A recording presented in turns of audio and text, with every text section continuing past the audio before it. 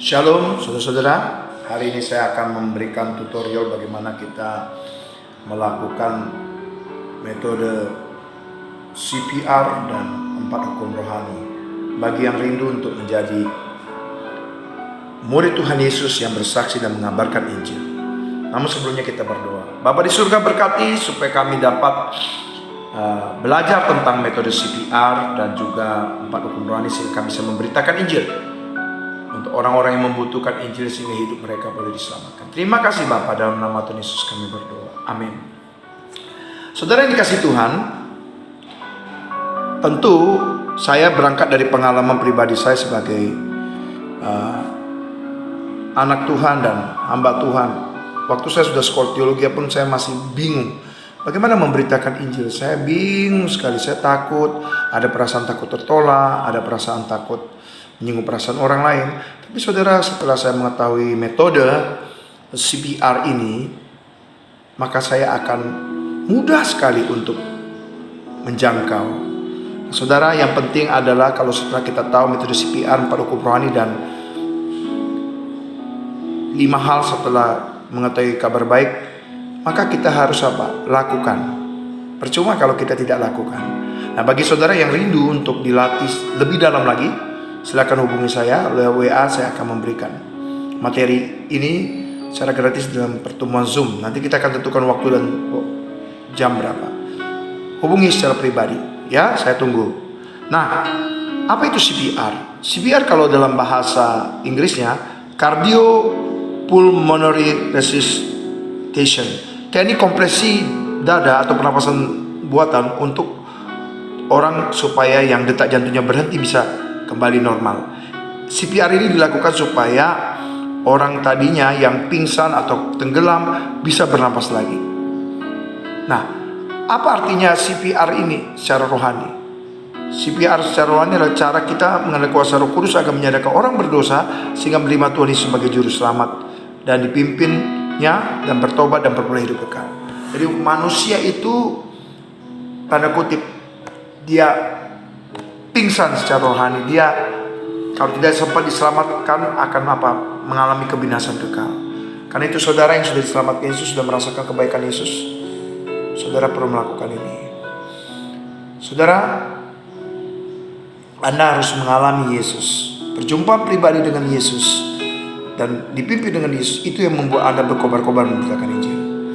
CPR ini singkatan dari cultivate, planting, dan reaping. Cultivate itu artinya menggemburkan. Nah, seperti tanah kalau mau ditaburkan benih dia harus digemburkan, ya, entah dibajak, ya, supaya dia bisa tempat benih ditabur. Demikian juga arti cultivate ini di dalam perkabaran Injil. Kita harus bersahabat dengan orang yang kita akan injili. Saya tantang saudara untuk mencari 10 orang, mendoakan setiap hari, ya, selama 3 bulan dan mulai bersahabat dengan mereka. Caranya gimana? Doakan dan bersahabat. Setelah itu kunjungi. Sebulan ada 4 minggu atau 5 minggu, seminggu sekali. Ambil waktu, cari waktu untuk mengunjungi, menjadi sahabat, mendengar, mengerti hati mereka, beban mereka, pergumulan mereka. Kalau kita bisa tolong semampu kita, kita tolong. Tetapi jangan di luar kemampuan kita. Dan jangan menjadikan diri kita sebagai pahlawan, tapi jadikan Tuhan sebagai pahlawan. Karena kita punya keterbatasan. Lalu setelah kita menjadi sahabat, cultivate, nah baru masuk planting. Planting artinya apa? Planting artinya kita menaburkan benih Injil. Benih Injil itu artinya apa? Benih Injil itu artinya kita menaburkan satu pertanyaan sebelum kita reaping. Pertanyaan yang berkaitan untuk benih Injil itu bisa menghasilkan tuayan. Nah, caranya gimana? Kesaksian. Oh, sejak saya percaya Yesus, ya, hidup saya berubah. Katakan dengan 3 menit sebelum Anda percaya Yesus bagaimana, pada saat Anda percaya Yesus bagaimana, setelah Anda percaya Yesus bagaimana. Itu namanya planting. Jadi kayak saya, sebelum saya percaya Yesus hidup saya kacau. Walaupun sudah pendeta, saya masih hidup dalam dosa. kemunafikan, saya 50-50 pikiran, untuk kerajaan Allah 50-50, dunia 50. Wah, sehingga apa terjadi? Pada saat saya masuk di rumah sakit dan merasa, wah, saya baru di situ bertekad, Tuhan ampuni saya, jangan cabut nyawa saya, beri kesempatan sekali lagi untuk saya bertobat. Saya mengizinkan Yesus memimpin kembali hidup saya. Dan doa saya berdoa, apabila Tuhan izinkan saya hidup, saya akan hidup seperti apa Tuhan Yesus. Setelah saya keluar dari rumah sakit, setelah saya benar-benar mengizinkan lagi Yesus memimpin hidup saya, maka saya memberitakan Injil setiap hari. Itulah komitmen saya, janji nasa saya kepada Tuhan. Dan banyak perubahan-perubahan yang ajaib. Gula saya yang tadinya 500 sekarang sudah 120 ke bawah, dan gula darah saya yang tadinya habis 1 AG, gula darah 3 bulan itu 9,0, saya sekarang sudah 5,0. Mujizat terjadi.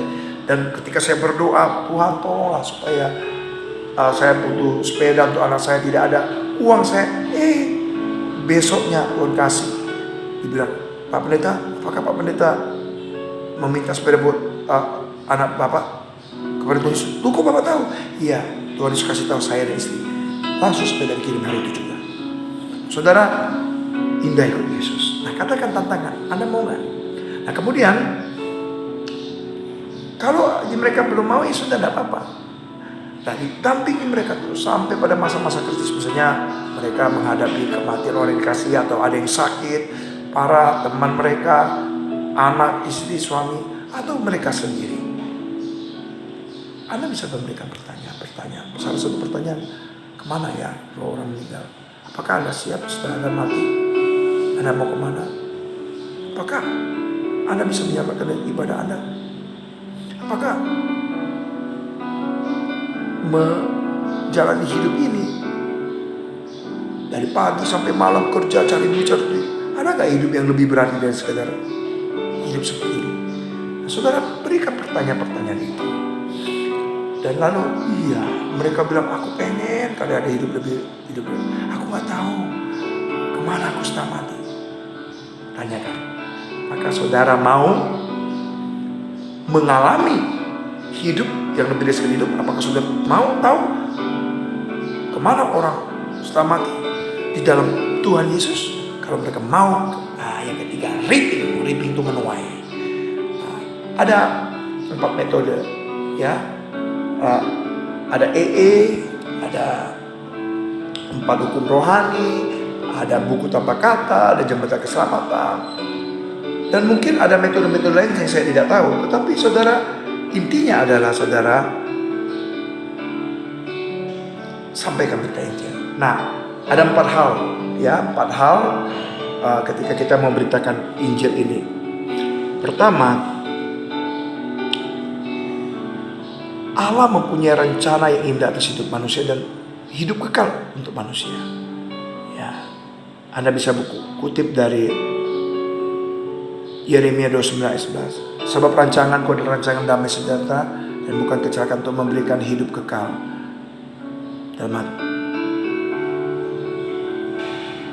dalam hidup manusia. Lalu Anda bisa kutip di Roma 6 ayat 23. Dan karunia dari Tuhan itu ialah hidup kekal. Tapi kenapa kita nggak bisa ngalami ya sebagai manusia? Karena apa? Semua manusia telah jatuh dalam dosa. Yang kedua, masuk. Manusia sudah berontak. Manusia semau masa bodoh, tidak peduli dengan Tuhan. Nah, apa yang terjadi? Yang ketiga, manusia mau selamatkan diri dengan perbuatan baik, amal ibadah, filsafat, pengetahuan, tapi manusia nggak bisa. Nah, tapi yang bisa adalah Yesus Kristus. Yang keempat poinnya, Yesus Kristus menjadi jembatan. Yesus katakan, akulah jalan dan kebenaran hidup, dan tidak seorang pun yang dapat bertemu dengan Bapa kecuali melalui aku. Dan hanya melalui kematian Tuhan Yesus dan kebangkitannya kita diampuni, disucikan, dan kita diberikan hidup kekal itu bagi setiap orang yang percaya. Barang siapa percaya di dalam hati dan mengaku dengan mulut bahwa Yesus Kristus adalah Tuhan, yang mati dan bangkit, maka dia akan diselamatkan. Setelah itu tantang untuk orang itu percaya kepada Tuhan Yesus, bimbing untuk terima Tuhan Yesus. Katakan dengan doa sederhana seperti ini, Tuhan Yesus, saya mau mengakui segala dosa saya. Sebutkan dosanya. Saya mau Tuhan ampuni dosa saya. Biarlah darah Tuhan Yesus mencucikan saya dari segala dosa. Dan saya mau menerima Tuhan Yesus sebagai juru selamat. Tuhan Yesus sudah mati dan bangkit, menyediakan hidup kekal buat saya. Masuklah ke dalam hati saya, jadilah juru selamat buat saya. Mulai hari ini sampai selamanya. Amin. Atau bagi orang Kristen yang KTP, orang Kristen tanpa pertobatan, dia sudah terima Tuhan Yesus, tapi Tuhan Yesus itu nomor 2, dia nomor 1. Katakan doa konfirmasi iman. Tuhan Yesus, saya selama ini tidak menjadikan Tuhan Yesus nomor 1 dalam hidup saya. Ampuni saya. Saya mau menjadikan Kau Tuhan juru selamat dan memimpin hidup saya, mengendalikan tata hidup saya, hati saya, mulai hari ini sampai selamanya. Amin. Nah, doa yang sederhana jika dipercayai, Tuhan akan mendengar. Nah, setelah mereka menerima Yesus atau mengakui Yesus untuk menjadi Tuhan juru selamat bertata dalam hati kita, hati mereka, maka ada 5 langkah. Nah, ini 5 langkah saya kasih tahu ya. Langkah jempol. Berdoa. Yohanes 15 ayat 7 atau Yohanes 16 ayat 24. Saya kutip Yohanes 16 ayat 24 ya.